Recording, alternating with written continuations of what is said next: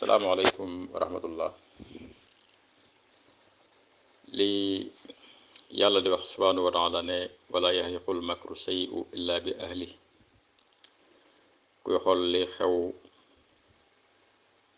depuis 2015 jàpp 2017, c'est-à-dire depuis ñu radié Ousmane Sonko de la fonction publique ba léegi digganteem ak Macky Sall, loolu danga ko ci gis bu baax a baax li koy firndeel. depuis lors mboolem acte yi nga xam ne le président Macky Sall posé na ko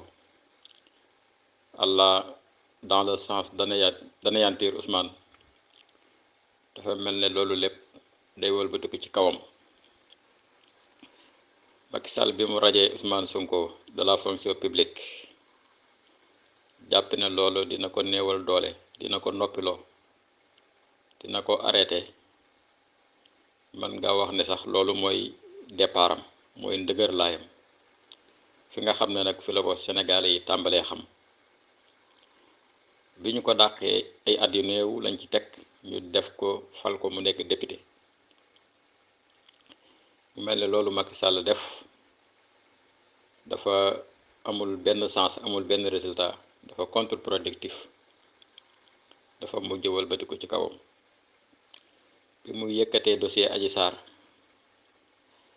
pour suul Ousmane, pour yàq deram, wuññi suturaam, wan Sénégalais yi ne ki ngeen naw teg ko fu kawe tekkiwul dara. mais dossier Adji Sarr fi Ousmane àgg tey, bu fi dossier Adji Sarr ñëwutoon Ousmane du fa àgg. jële na Ousmane ci benn député kese boo xam ne da ko amoon ak plus fort reste à l'Assemblée nationale, yóbbu ko ci 26 députés ci législatif yi ñu mujjee génn,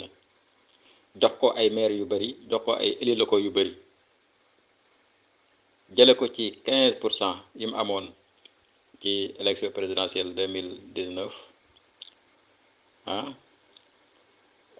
yóbbu ko ci loo xam ne mën nañoo jàpp ne pratiquement mën na peut-être 40%. donc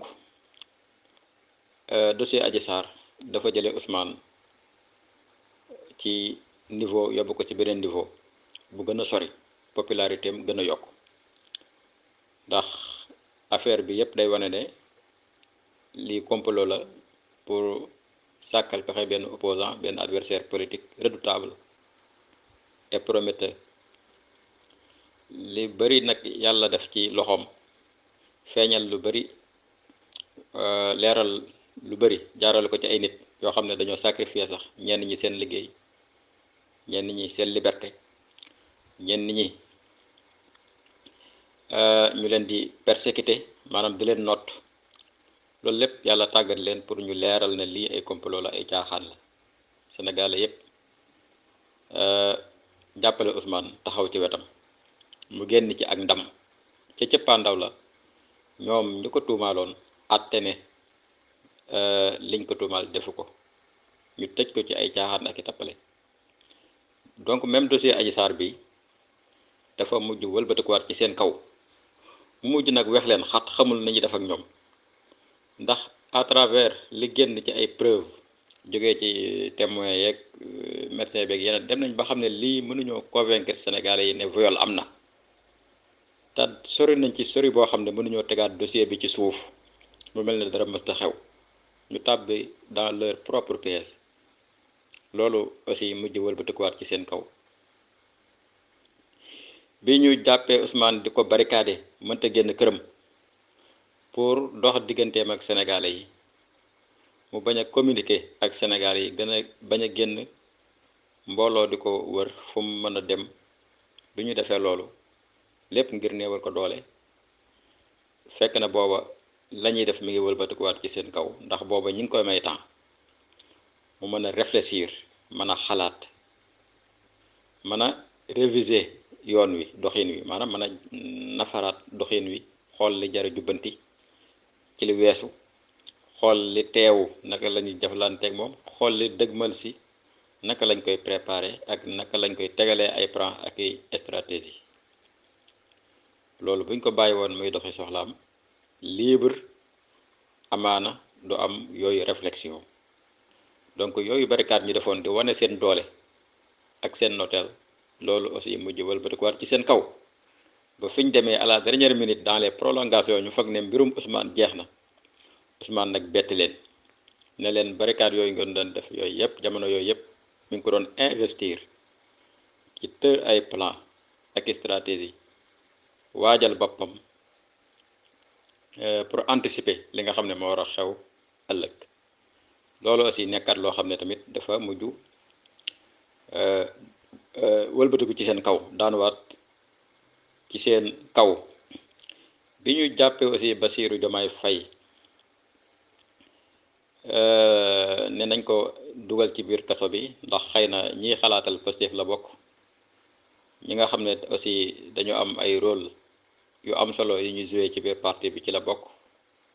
aussi mën na nekk tam mu nekk plan B ëllëg ñu tëj ko ci biir kaso bi loolu aussi tey jii dafa mujj wëlbatiku ci seen kaw ndax Bassirou Diomaye Faye en prison est beaucoup plus dangereux que Bassirou Diomaye Faye mu nekk libre di dox ay soxlaam di campagne di dem fu ko neex ci biir réew mi ndax doy na sëkk campagne électorale ñu ne diw mooy candidat à l'élection présidentielle ci pàcc bu yaatoo yaatoo ci askanu Sénégal te aujourd'hui mi ngi ci biir kaso bi te dara dugalu ko fa lu dul post Facebook boo xam ne def na ko ñu dogal ko ci loolu ci biir kaso bi ci jamono jooju kuñ fi jàpp ci ay faux billets ci ay milliards de faux billets mi ngi dox ay soxlaam sàcc si nga xam ne ñoo randal alal yi sénégalais yi doon dajale ci jamono crise Covid 19 ñooñu ñi ngi dox seeni soxla mais kii dañ ko jàpp ci benn post Facebook bu mu publier loolu lu leer la luy wane fi Sénégal egsi tey ci deltu ginnaaw ci manque de démocratie ci jalgate lépp loo xam ne ay règle la yu tër suñu société lépp loo xam ne ay droits humains la ak liberté yu dëggate ko Bassirou Diomaye Faye nekk prison moo ko gën a arrangé tey jii bu ñu sañoon Bassirou Diomaye Faye génn c'est que nag Macky Sall mooy koo xam ne lu muy def rek day bëgg ñu laaj ko day bëgg ñu ñaan ko ci njekk comme ni mu ko waxee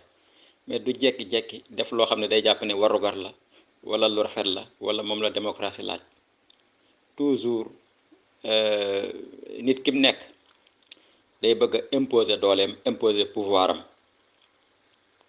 waaw day bëgg daal nekk ki nga xam ne moom la kàddum féete kaw wane ne mooy borom doole mooy borom nguur moo tax du joxe dara ci yàlla te yàlla tax wala te jàpp ne rek mooy dëgg wala mooy yoon da ngay ñëw sukkuraam comme ni mu amee woon ci dialogue ba ne ñi ngi ñaan ci njekk nga teg 3e mandat ci suuf ñi ngi lay ñaan ci njekk nga may ñu bokk mu door ko nangu boobu genre nit la mais tey ji ñoom buñ sañoon Bassirou génn bu ñu sañoon Bassirou génn ndax dara gënta metti ci ñoom dara gënta ñaaw ci ñoom le soir du 25 février 2024 sénégalais yi fal Bassirou Diomaye Faye te fekk mi ngi ci biir kaso ba mu war a génnee kaso ba mu nekk dem direct palais présidentiel lii dara gënu ko ñaaw ci ñoom dara gënu ko metti ci ñoom te xam ne ne nag lu mën a nekk la de lu mën a nekk la waaye tey ji ñoom dañoo nekk dans leur propre piège ci lañu daanu dañoo tëjoon Bassirou Diomaye Faye pour jaay doole mais aujourd'hui ak nekkam ci biir kaso alors jaaxal na leen te la ca nar a toftalu buñ ko ca bàyyee ba mu génn nekk président mënta yomb ci ñoom mënta neex ci ñoom donc lépp day wane ne depuis 2016 2017 ba léegi lu fi Macky Sall posé comme acte pour anéantir le président Ousmane Sonko ak projet bi nga xam ne moom la porté bu ci nekk rek dafa mujj wëlbatiku ci kawam kon yàlla moo yore nguur le maître des univers moo yore nguur moo koy jox ko soob wa yamkuruuna wa yamkurullah wallahu xayrul makirin. Nit mooy yor sagaru nguur jàpp ne am na doole, jàpp ne am na pouvoir, jàpp ne lu ko neex mën na koo def. waaw waaye jamono bu nekk rek yàlla di ko wan ne ko sa biir plan yi ngay teg ngir wane ci sa doole foofu lay jaar yow di la nasaxal, di la ndërmeel. ñoom bi ñu demee ba jàpp ne maîtriser nañ lépp, tout le système judiciaire dañ ko maîtriser totalement, mënu leen a échapper ci genn anam. dañu gis ku mel ne le juge Sabassy Faye ñëw alors def lu leen jaaxal, luñ séntuwutoon. juge alors coon aussi jaar ci yoon woowu, tey conseil constitutionnel ñëw def loo xam ne mësuñ koo xalaat ne mën na nekk, muy benn candidat Pastef di mën a jàll. foogoon nañ ne takk ndeeru Pastef du bokk ci élection yi, mais tey ji conseil constitutionnel ak lu ñu leen mën a waxal empêché bi ñu empêché candidature Ousmane du dëgg du yoon, mais lu ñu leen mën a waxal nag wax dëgg yàlla wane nañ ne aussi def nañ tuuti effort, góorgóorlu lañ ci jéem a moom seen bopp nag aslëf def loo xam ne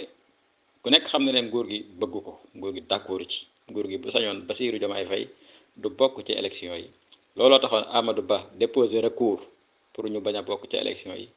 looloo tax tey jii ñu ne dañuy def commission d'enquête parlementaire au niveau de l'Assemblée nationale pour enquêter ci gàntal biñ gàntal candidature Karim, te boole nañ ci sax yeneen recalé yi à savoir Ousmane.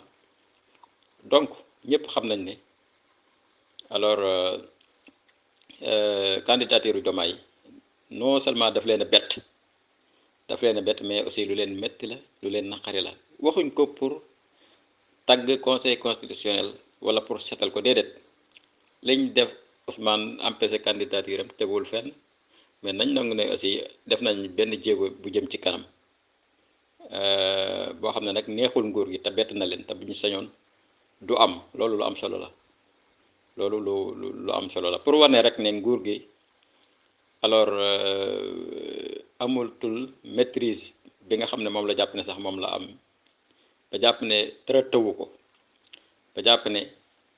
daanaka yàlla la. li Firawna waxoon ne ana rabbukumul a'la ma alimtu lakum min ilahin ghayri, ngir doole ju mu am, pouvoir ak influence mainmise bu mu am ci doxinu société bi, ci doxinu état bi, foofu nit dafay toll. jàpp ne léegi daal daanaka moom yàlla la rek, lu mu bëgg rek mën na koo am. foofu la nit ñi tolloon fii, nguur gi foofu la tolloon, mais aujourd'hui alors yàlla wan na leen moom moo yore nguur te moo koy jox ko soob, te moo ëpp ñëpp ay pexe. asalaamaaleykum wa rahmatullah.